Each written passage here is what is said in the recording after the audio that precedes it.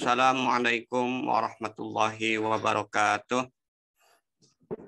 Alhamdulillah, alhamdulillahilladzi khalaqal mauta wal hayata liyabluwakum ayyukum ahsanu amala. Asyhadu an la ilaha illallah wahdahu la syarikalah wa asyhadu anna sayyidana Muhammadan abduhu wa rasuluh alladzi la ba'dah. Allahumma shalli ala Muhammad sayyidil mursalin wa imamil muttaqin wa ala alihi wa sahbihi wa man da'a bi da'wati ila yaumil qiyamah amma ba'du. Jamaah syiar rahimakumullah, alhamdulillah pada kesempatan malam ini kita kembali dipertemukan oleh Allah Subhanahu wa taala ya, dalam kajian rutin kita bedah kitab sistem ekonomi Islam. Pada kesempatan malam ini kita akan melanjutkan pembahasan minggu lalu yang tertunda karena saya ada masalah teknis di bandara. Nah, sehingga malam ini kita masih membahas atau baru akan membahas kepada bab baru ya di kitab Takyudin Adabhani itu pembahasan terkait dengan riba dan swap ya, riba dengan valuta asing, jual beli valuta asing. Baik, kita ini 4 poin, mungkin malam ini kita tidak sampai membahas swapnya ya kan, tapi hanya akan membahas terkait dengan riba ya. Dari mulai pentingnya pemahaman tentang riba, kemudian pengertian riba, swap dan qardun, kemudian perbedaan riba, salam dan qardun, dan yang terakhir, adakah ilat dari pengharaman riba. Karena kalau kita perhatikan banyak di beberapa kalangan, ya ini ada ikhtilaf, terutama terkait dengan barang ribawi, ya kan. Barang ribawi ada yang berpendapat itu bukan hanya ya 6, tapi bisa dikiaskan kepada barang-barang yang lain dengan argumentasi atau dalil yang mereka kemukakan. Baik, kita lihat yang pertama.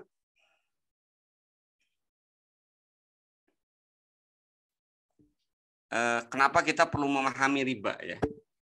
Kalau kita perhatikan ada 2 hadis yang saya kira cukup penting ya untuk kita bersama-sama pahami ya kan. Yang pertama itu adalah sabda Rasulullah SAW dalam hadis yang diriwayatkan oleh Ibnu Majah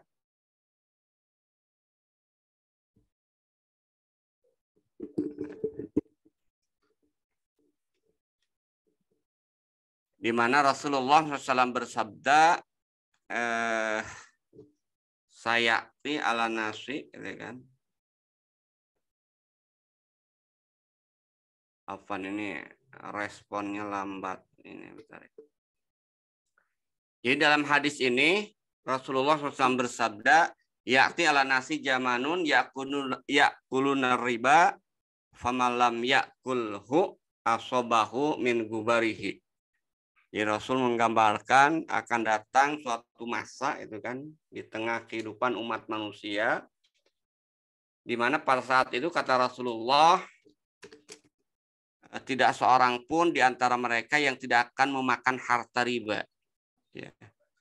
Famalam ya'kulhu, barang siapa yang tidak makan riba, artinya berusaha sekuat tenaga untuk menghindari dari riba, asobahu min gubarihi, dia akan tetap ya, akan terkena debu-debu riba.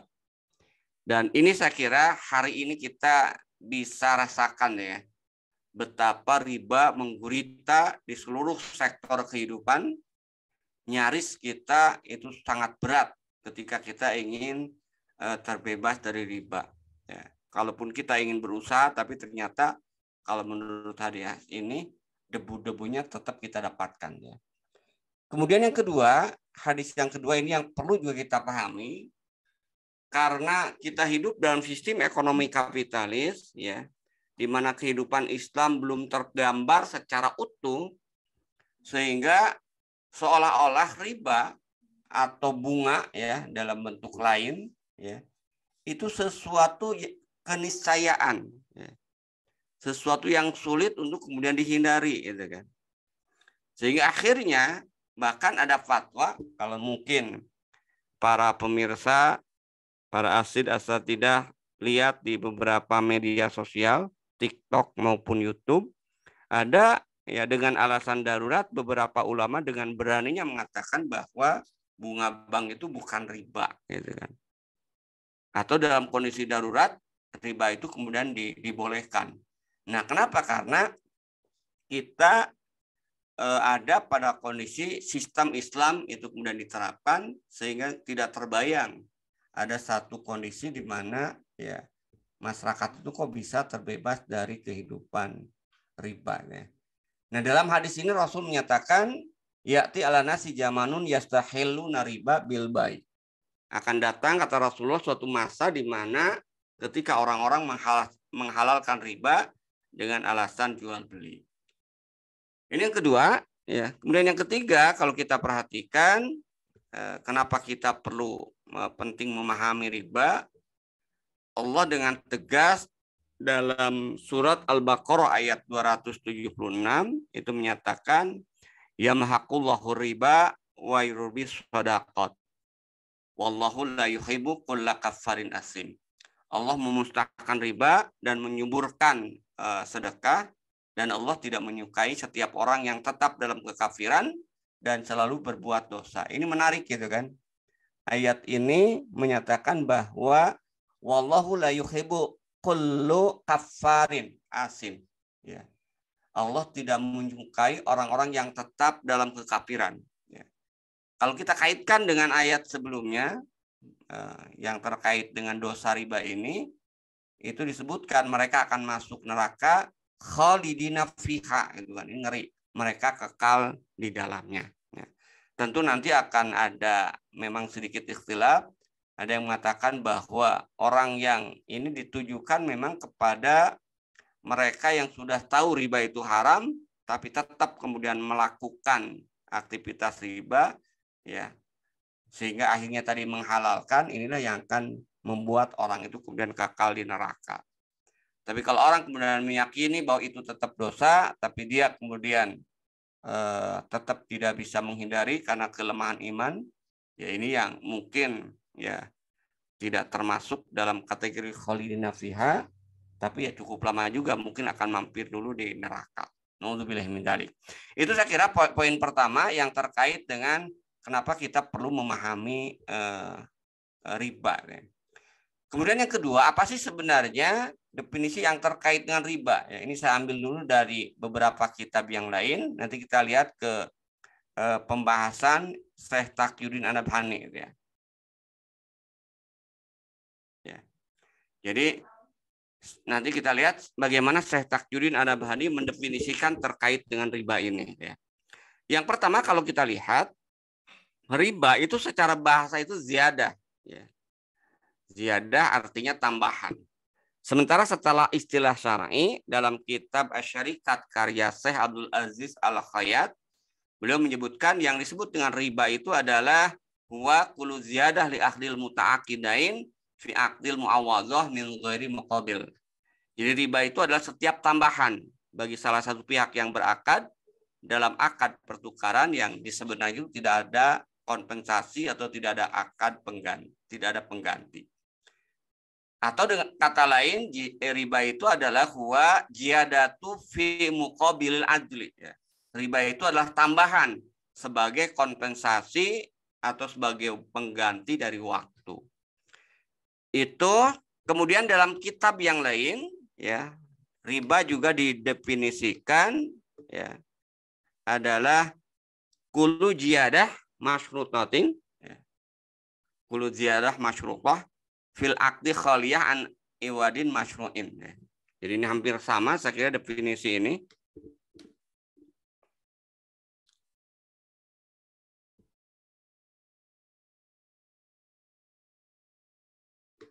Jadi setiap tambahan yang disyaratkan dalam akad yang tidak ada kompensasi yang disyariatkan. Itu adalah pengertian riba. Nah, lalu bagaimana Syekh Taqiyuddin? Nah, dari sini kita bisa melihat para ulama membagi ini dalam kitab Mu'jam ya, Mu'jam Fuqaha ya. Al-Lughah Mu'jam al-Fuqaha. Jadi yang pertama ada yang disebut dengan riba nasi'ah, nanti yang kedua ada yang disebut dengan riba fadl. Nah, sementara Syekh Taqiyuddin An-Nabhani kita masuk ke kitab beliau ya, di dalam kitab Sistem Ekonomi Islam dijelaskan definisi riba ya, yang kemudian beliau kaitkan atau bandingkan dengan as-sorfu. Syekh Taqiyuddin mendefinisikan yang disebut dengan riba itu adalah huwa akhdhu malin bimalin min jinsin wahidin mutafadilain ya. Ka'akhdiritlin minal qomhi al-jayyid biritlaini minal qomhi ar-radi ya. Jadi boleh menyebutkan bahwa yang disebut dengan riba itu adalah mengambil atau menukar harta dengan harta yang lain. Nah, harta yang dimaksud di sini itu adalah yang dimaksud nanti dengan barang yang masuk dalam kategori komoditas ribawi atau barang ribawi.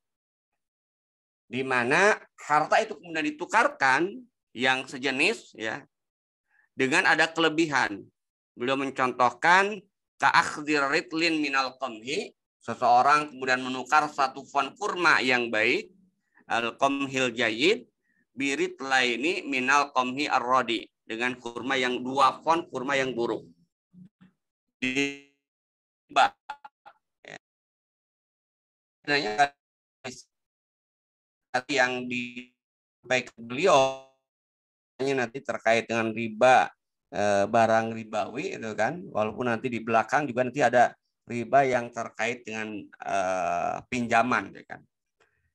Nah, riba menurut beliau itu tidak akan terjadi kecuali pada 3 kondisi ya. Jadi riba itu nanti akan ada dalam transaksi jual beli, riba itu akan terjadi pada qardun, riba juga kemudian akan terjadi pada salam. Berarti kalau di sini dalam konteks ijarah nanti tidak akan terjadi riba. Ya.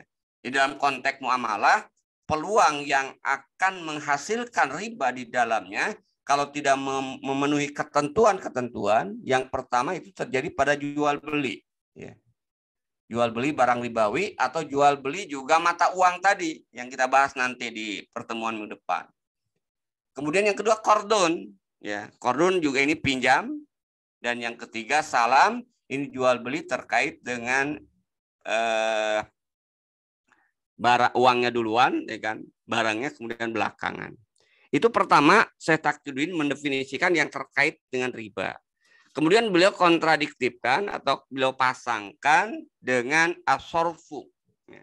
Apa yang disebut dengan as-sorfu? Beliau menyebutkan as-sorfu atau sorob atau falas tadi itu adalah sama, beliau mendefinisikan akhdhu malin bimalin minazahabi wal fiddah min jinsin wahidin mutamassilain au min jinsaini mukhtalifaini mutamassilain au mutafadilain ya. Jadi beliau menyebutkan bahwa al-sorfu atau falas, pertukaran valuta asing, itu adalah mengambil atau menukar harta dengan harta yang lain, ya, dari jenis emas dan perak, ya, dengan yang sejenis yang sama nilainya, atau 2 jenis yang berbeda dan ada perbedaan nilai. Jadi di sini as-sorfu berarti dalam konteks ini, karena di sini disebutkan sejenis sama nilainya, 2 jenis yang berbeda, boleh ada perbedaan nilai, maka berarti ini boleh. Kan? Nah, kalau misalnya nanti tadi disebutkan, kalau ada pertukaran 2 jenis ini, ya, pertukaran emas dan perak, ya, dalam konteks emas dan perak sebagai nukud, ya kan, kalau sejenis ada kelebihan itu juga riba, ya. Kalau tidak sejenis tapi tidak tunai itu juga riba.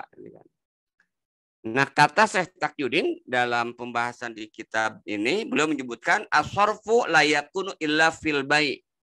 As-sarfu, sorof atau pertukaran dua mata uang, ya, itu tidak akan terjadi kecuali pada konteks jual beli. Nah, itu yang pertama yang disampaikan oleh Syekh Taqiyuddin. Jadi di bab yang terkait dengan riba as-sarfu itu, beliau kemudian mengkontradiktifkan antara riba dengan as-sarfu gitu kan. Kemudian berikutnya di dalam kitab itu beliau juga menyebutkan ada, karena tadi disebutkan kan di definisi awal riba itu tidak akan terjadi kecuali pada jual beli, qardun dan salam.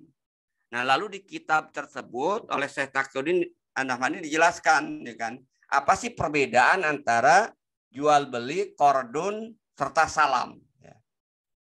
Nah, beliau kemudian mendefinisikan yang pertama, beliau mendefinisikan jual beli. Apa sih yang disebut dengan jual beli, dan termasuk beliau menjelaskan hukumnya. Jadi beliau menyebutkan jual beli itu adalah mubadalah al-mal bil mal tamlikan wa tamallakan wa huwa jaizun liqouli ta'ala.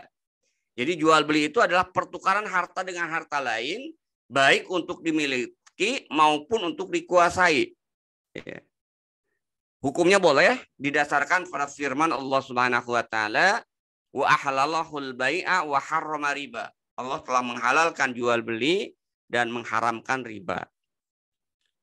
Nah, di sini tadi disebutkan bahwa dalam konteks jual beli itu berpotensi ada riba, itu kan. Nanti akan kita lihat di mana potensi riba itu terjadi dalam konteks jual beli. Ya. Nanti bisa jadi jual beli kredit, ya kan. Di situ ada unsur riba. Jual beli barang ribawi, ya. Misalnya jual beli barang ribawi ada kelebihan, itu juga ada potensi untuk riba. Ya. Kemudian yang kedua, potensi riba itu kata Syekh Taqiyuddin ada di salam. Lalu apa sih yang disebut dengan salam? Ya. Beliau menyebutkan salam itu adalah fahuwa ayyuslima aradhan hadiran bi'aradin mausufin fi zimmah ila ajalin. Ya.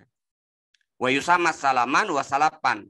Jadi salam itu adalah penyerahan harta yang ada, ya, untuk mendapatkan harta yang dideskripsikan dalam hutang tertentu sampai pada satu masa.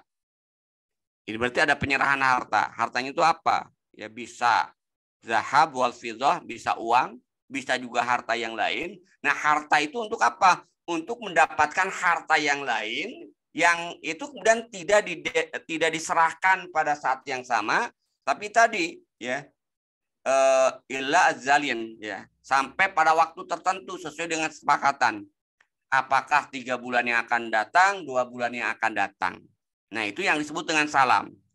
Sering kita lihat salam itu adalah membeli barang, uangnya duluan, barangnya itu kemudian belakangan. Nah, salam itu sering disebut juga dengan salaf. Nah, jadi itu ya yang pertama terkait dengan salam. Kemudian yang kedua, beliau menyebutkan bahwa salam atau salaf ini adalah naun minal bai yan aqidu bima yan aqidu bihi al bai bilafdis salam. Jadi yang disebut dengan salam itu adalah prakteknya, ini merupakan praktek ya, salah satu jenis, salah satu model jual beli yang dilakukan memang dengan akad jual beli, tapi dengan redaksi lafaz yang digunakan itu salam. Hukumnya boleh didasarkan salah satu ayat Al-Quran di mana Allah Subhanahu wa taala berfirman, ya ayyuhalladzina amanu idza tadayantum bidainin ila ajalin musamma faktubuh. Wahai orang-orang yang beriman, jika kalian melakukan transaksi tidak secara tunai, idza tadayantum bidainin ila ajalin musamma, sampai waktu yang ditentukan, faktubuh, maka tulislah. Nah, dari ayat ini kita bisa memahami karena di situ ada perintah tulislah, ya, berarti itu tidak ada larangan, ya kan, terkait dengan salam ini, ya. Dan nah nanti kemudian para ulama apakah menulis itu hukumnya wajib? Ternyata hanya derajatnya itu sampai hanya sunnah, ya kan. Walaupun di sini menggunakan kalimat amar atau kalimat perintah. Nah, pertanyaannya tadi kan disebutkan bahwa dalam salam juga ada potensi riba. Ya. Nah, apa potensi riba dalam salam? Tadi gitu kan, pertukaran ya. Kalau pertukarannya beda jenis, ya, maka diperbolehkan itu secara salam, uang duluan, ya kan, kemudian barang belakangan. Ya. Tapi kalau barangnya itu adalah sejenis dalam konteks barang ribawi ini, maka tidak boleh itu dilakukan pertukaran itu secara kredit. Ya. Nah, kalau dilakukan secara kredit tapi pada barang yang sama itu masuk dalam kategori riba. Ya. Pertukaran kredit tapi barangnya beda, yaitu masuk dalam kategori salam. Nah, jadi potensi ribanya yang terkait dengan salam itu adalah ketika barang ribawi, komoditas ribawi itu kemudian ditukarkan secara kredit, kemudian tidak dilakukan secara tunai, ya, maka itu masuk dalam kategori riba. Kemudian yang ketiga, al-qardu, ya. Syekh Taqiyuddin mendefinisikan bahwa kordu ini adalah huwa naun minas salaf. Jadi kordun atau pinjaman itu merupakan salah satu jenis dari salaf. Apa maknanya?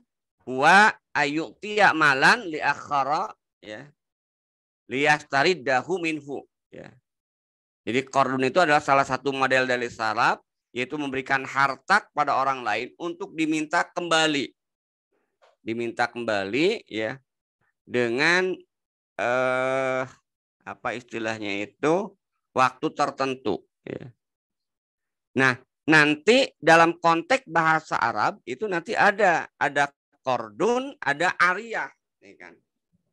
Nah, ini yang potensi di mana potensi kordun itu kemudian memunculkan riba, ya. Kalau di situ ada pengambilan manfaat dalam salah satu hadis, kullu qardin jaru manfaatun fahuwa riba. Setiap pinjaman, setiap qard yang mengambil manfaat dari qard tersebut, maka qard tersebut termasuk dalam kategori riba. Nah, beda nanti dengan ariyah. Ada yang disebut dengan juga ariyah, gitu kan. Kalau di kita sama, kalau dalam bahasa Indonesia, ariyah juga meminjam, gitu kan. Kalau qardun itu adalah meminjam, di situ ada konsekuensi perpindahan kepemilikan walaupun untuk dibalikan kembali. Kalau aria itu meminjam dalam bahasa kita tapi tidak ada istilahnya itu transfer kepemilikan. Misalnya kita minjem sepeda motor itu kan. Nah, itu namanya aria.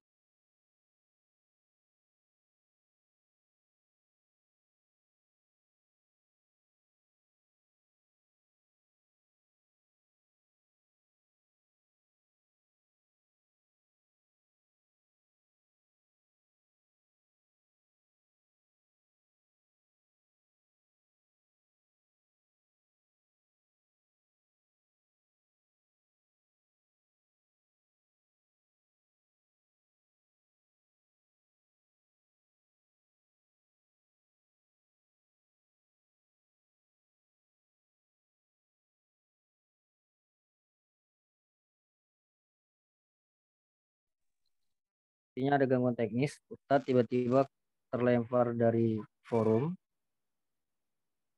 dan belum bisa masuk kembali. Mohon untuk ditunggu ya Bapak Ibu.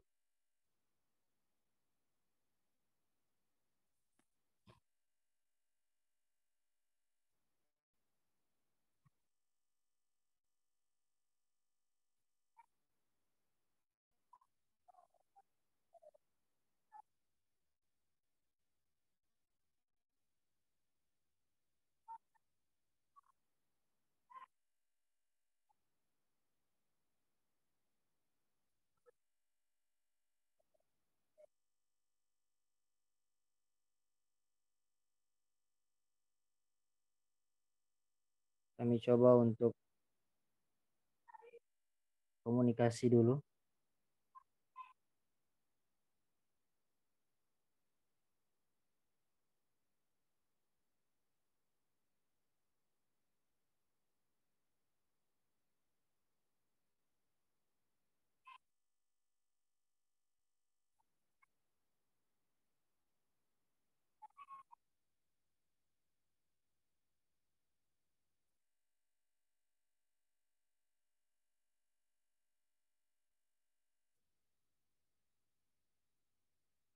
Bapak Ibu yang dimuliakan Allah Subhanahu wa taala, sepertinya beliau belum bisa masuk ke forum Zoom kita malam hari ini. Kemungkinan ada faktor kendala teknis. Kita berharap semoga beliau bisa segera masuk. Kalaupun dalam